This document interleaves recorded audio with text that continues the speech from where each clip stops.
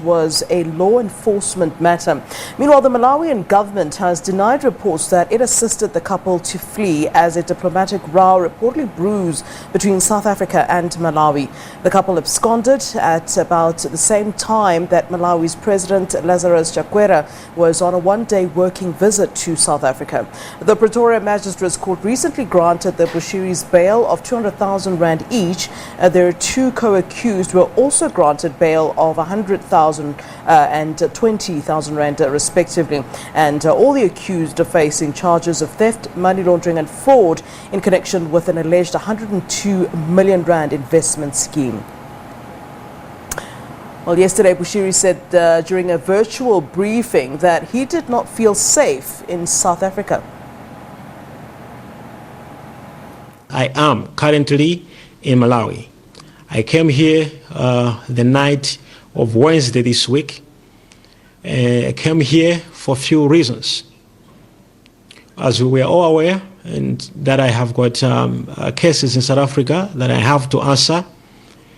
And as I promised that I do not want to abscond from any trial in South Africa, and I will not, because it's a wish of every person to have a fair trial and to have the innocence proved before courts. I believe in the law, and I'm a law-abiding citizen.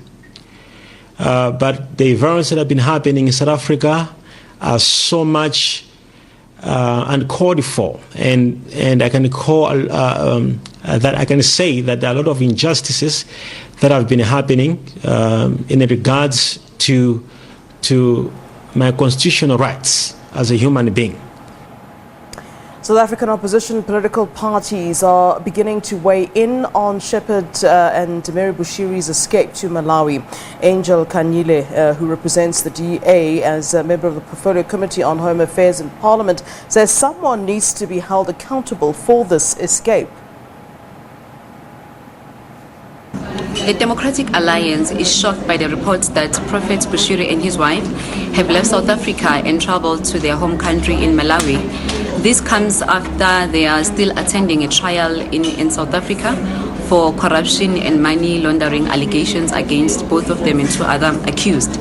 We want Minister Mutwali to come to Parliament and come in account and tell us how did the Prophet leave the country without the passport, because we understand that him and his wife, they've given their passport to the NPA while they were given their bail. And also he needs to tell us how they acquired their South African citizenship.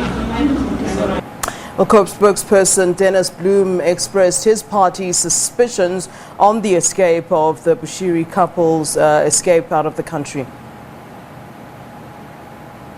We suspect that this was an inside job. It is not the first time that such a high-profile person is escaping from our country. The Sudanese president, Omar al-Bashir, was held and escorted to the airport. We are expecting that the ministers of justice, police, intelligence, home affairs must give answers